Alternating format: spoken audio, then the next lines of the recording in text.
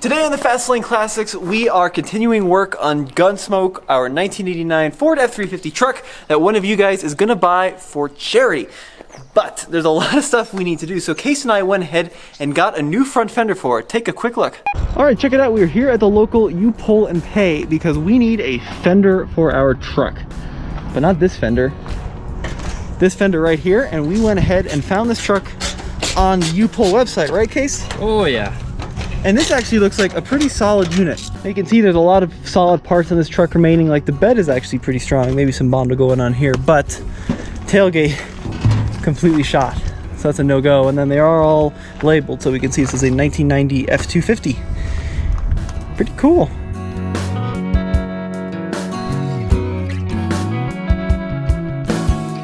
All right, here we go. So we've got the fender unbolted, we think. Do you want to try pulling it? Yeah, we're gonna see if it'll let go of the truck. Now that is a nice, straight quarter panel. Look at that. So we just got to David Morrow's place after pulling that fender from the U-Pull in Denver.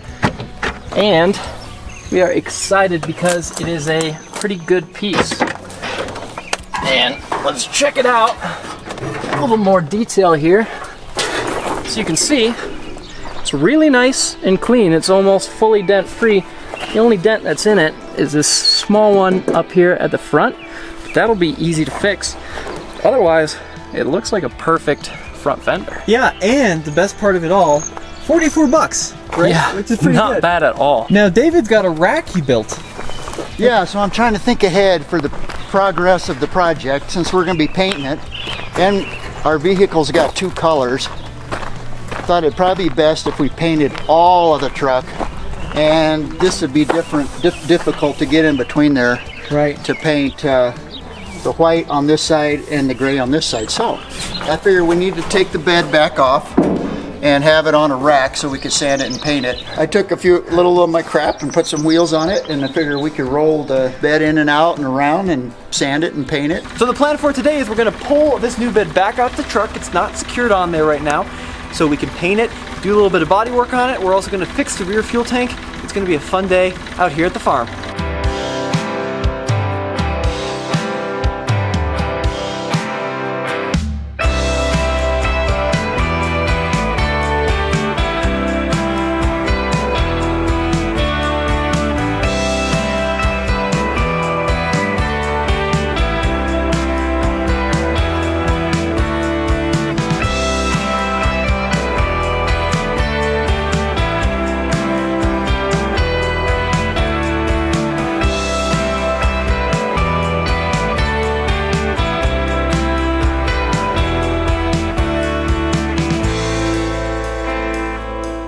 All right, let's see. Oh, that is positively brilliant. Look how easy that is.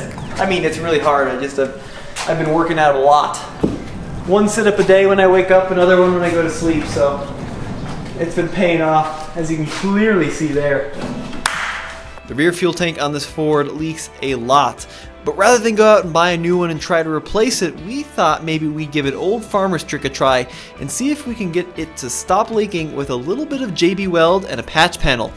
But before we do any of that, I think we got to clean the truck up a little bit. So what we're going to do is spray some degreaser on it to clean it up and see if we can't figure out exactly where the leak is. And since we have a whole can of degreaser and a pressure washer here, we might as well use the whole can to just clean this up as much as we can.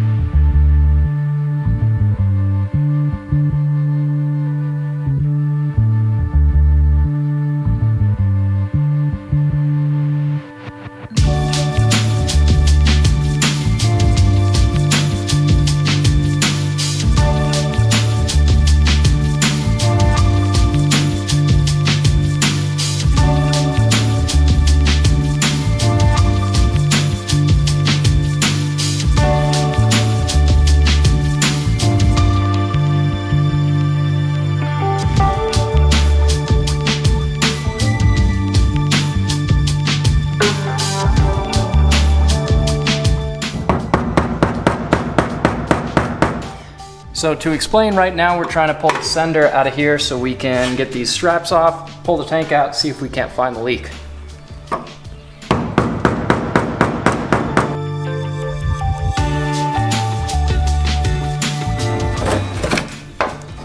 Nice. Beautiful. So that would be your fuel pickup, right, David, and your fuel sender. And the float. And the float. How much fuel's in there? Hopefully it's pretty empty. Oh, it's dead empty. Sweet. There we go. The rabbit versus the hare here, Case. Let's see how it I'm goes. gonna win. I win. Damn. I wonder if we can't, Alright, here come the excuses. yeah, no. It's gotta come all the way Just off. trying to Come all the way shortcut off. Just like that. Just goes to show shortcuts don't pay off. it. So close. All right, I got the top half.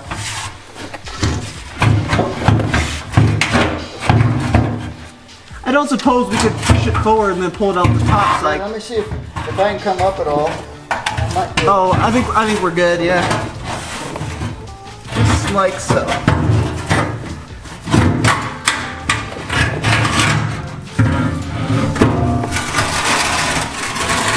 To see if we could find a hole in the tank, we started out with a visual examination and we couldn't find a hole. And then we decided to pressure wash the tank to see if that would help us find a hole, and it didn't.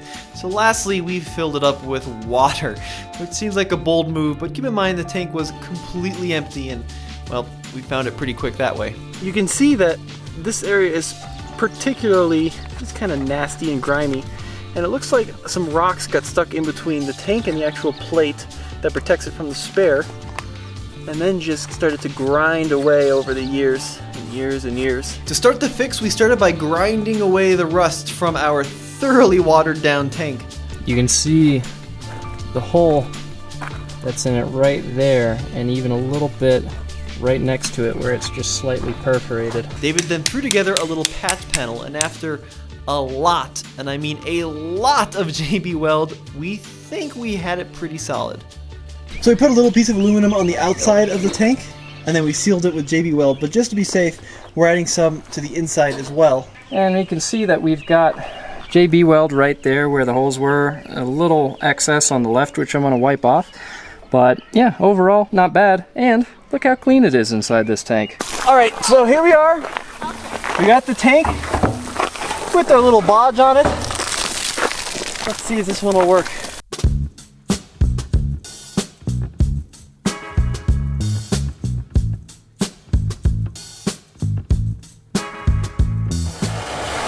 Oh, killer. Well, maybe our 6-minute JB Weld's gonna hold.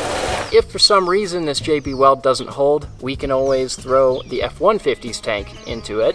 And a lot of you might be thinking, well, why don't you just buy a new tank? Well, the whole point of this whole project is to keep it low budget because there's a lot of things that still need to get done to the truck, and that is where the money needs to go. After 10 or so gallons of water in the tank and about 10 minutes of letting it sit, no leaks whatsoever were found in that area that we fixed. So drop me a comment in the comment section below. Do you think this fix will hold, or are we going to have to go back to the drawing board? So here's the plan.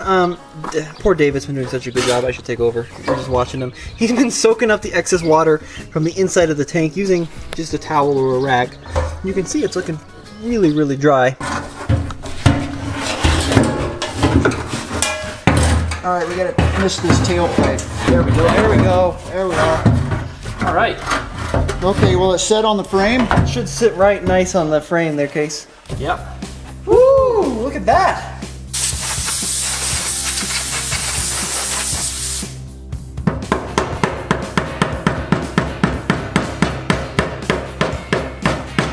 Nice. So Case is doing fuel tank aerobics right now.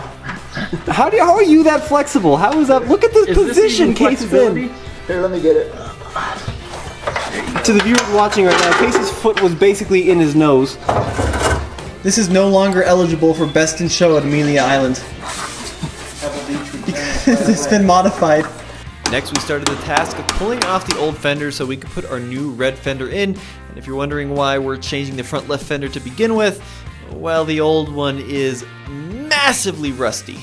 Perhaps unsurprisingly, unlike the red fender Case and I pulled off in the junkyard, the Gunsmoke fender was rusty and put up a crazy fight, but eventually it did come off.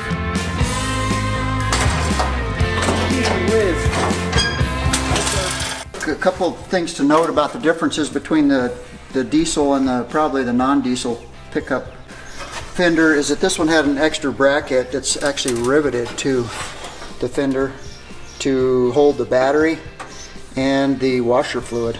Then this, my guess is on the diesel it has a lot more sound protection, sound absorption, and because there's quite a few pieces like this in there. So maybe some of y'all that know a little more about these Fords can tell us what this was for.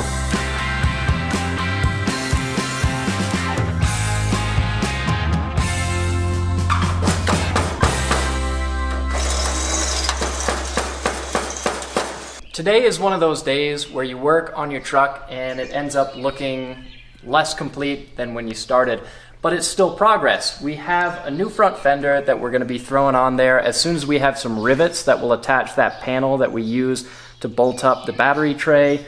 We've got the fuel tank in here with the leak fixed, and once that is all put together, we can go ahead and start with the bodywork.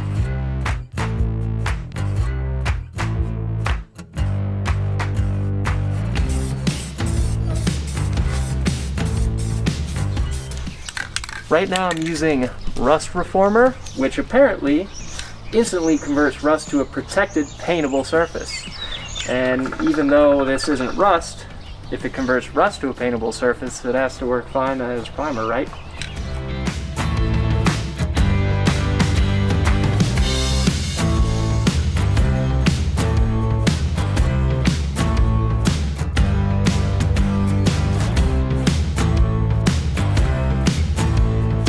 I'm going to change out the tip on this air-powered rivet gun so that I can rivet on the panel that holds the battery tray onto this quarter, and then we can reinstall it into the truck.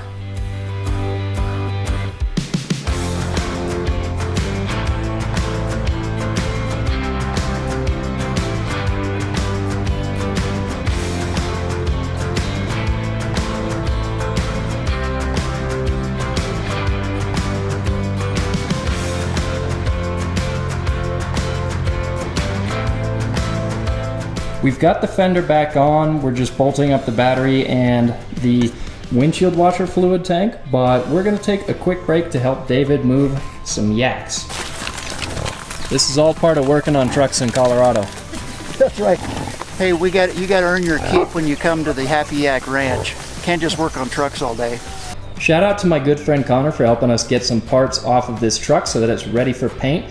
He also helped me put this fender on and get a nice rough sand on the bed.